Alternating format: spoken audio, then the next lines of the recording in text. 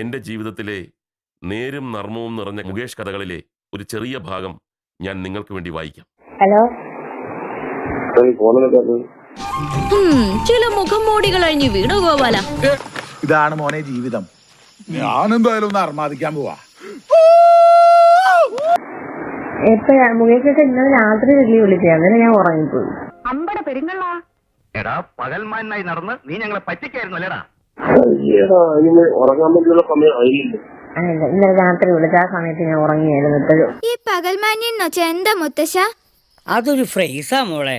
മറ്റുള്ളവരുടെ മുമ്പിൽ നല്ല മാന്യനായിട്ട് നടക്കും. ഹലോ, നീ എന്താ പിന്നെ എടുക്കാത്തത്? മുകേഷയുടെ പിന്നെ എന്നെ വിളിച്ചില്ലായിരുന്നല്ലോ. ഞാൻ ആദ്യം വന്നേ. എന്റെ 2 മണിയായിട്ട് 3 മണിയായിട്ട് എനിക്ക് കോള് വന്നില്ല. ഞാൻ അങ്ങനെ ഇങ്ങോട്ട് പോരുന്നേ. പക്ഷെ ആള് മഹാപഴയായിരിക്കും. ഹലോ, ഞാൻ ഇവിടെ ഉണ്ട്. ഡോക്ടർമാര് പറഞ്ഞ ഈ അസുഖത്തിന്റെ പേര് കൺസൈസ്റ്റോളജി എന്നാ. ഇതിന് മരുന്ന് കണ്ടുപിടിച്ചിട്ടില്ല. എന്നോട് പറഞ്ഞു വേറെന്തോ ജോലിയൊക്കെ ഉണ്ടെന്നല്ലയോ? ഞാൻ പറയുന്നത് കണ്ട മാന്യൻ മനസ്സിലേക്കോ. അപ്പൊ ഞാൻ ഇതിനകത്ത് വരട്ടെ. എന്റെ അടുത്ത് ഇനി ഒരു കണ്ണാടി എടുത്ത് മുഖത്തോട് ദാ ഇങ്ങനെ ചേർത്ത് പിടിച്ച് തറപ്പിച്ച് പറയണം, പാഴായിപ്പോയ ജന്മമെന്ന്. ഹലോ, ഒരു 10 ഞാൻ അങ്ങോട്ട് വിളിച്ചത്.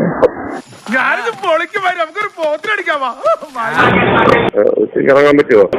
ഉച്ചയ്ക്ക് ഇറങ്ങുന്ന കാര്യം പാടാണ്. നീ ധൈര്യമായിട്ട് സ്നേഹിക്കുവല്ലേ. ഇവിടെ ഇപ്പൊ ആരുമില്ല.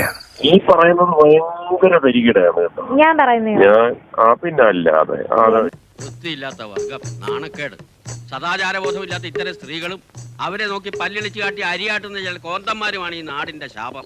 ഞാൻ വിളിക്കുമ്പോഴേ ഇത് പ്രിയ രാവിലെ വിളിച്ചിട്ട് ഉച്ചക്കിറങ്ങാതെ വിളിച്ചാൽ ഞാൻ എന്തോ ചെയ്യുമെന്ന് പറയാം. ഇന്നലെ പറഞ്ഞാലും ഞാൻ എന്തെങ്കിലും പറയാമായിരുന്നു. അവന്മാരെ പോലെ വഴിയിൽ നിന്നിട്ട് പോവില്ല. ലാസ്റ്റ് വരെ കാണും. വാ, വെളിച്ചത്തുനിന്ന് മാറിയേക്കാം. 16 കഴിഞ്ഞല്ലോ അല്ലേ? നടക്ക്. ലൈറ്റ് എനിക്ക് അലർജിയാ. എനിക്ക് വൈകുന്നേരം ആവില്ലേ? 5:15 വഴി പറയാം. എന്റെ തീരുകളൊന്നും തെറ്റാറില്ല. അവനെ രക്ഷിക്കാൻ പോയിട്ട് അവസാനം കുട്ടിയുടെ തിയറിയും തെറ്റി കൈക്കുഞ്ഞുമായിട്ട് കയറി വരരുത്. ഇവിടെ ഉണ്ടെങ്കിൽ ഞാൻ വിളിക്കാം. ഇന്നൊരു ദിവസമേ ഉള്ളൂ, അതുകൊണ്ടാണ്. ഞാൻ ഈ കാഴ്ചയിലുള്ള ഭ്രമരമാണ് ശ്രദ്ധിച്ചത്. ഇങ്ങനെയൊക്കെയാണ് തന്മാത്രകൾ ഉണ്ടാവുന്നത്. കൊള്ളാല ആളില്ലാത്ത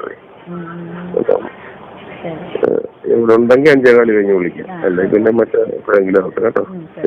തുറന്നു പറയുകയാണെങ്കിൽ നാട്ടുകാർക്കെല്ലാം നിങ്ങളെപ്പറ്റി വളരെ മോശം അഭിപ്രായമാണ്. അതിനെനിക്ക് നിങ്ങളോട് സഹതാപമുണ്ട്. പക്ഷേ ഇനിയെങ്കിലും എല്ലാവരെയും കൊണ്ട് അതും ഇതും പറയിക്കാതെ ഒരു നല്ല രീതിക്ക് ജീവിച്ചൂടെ?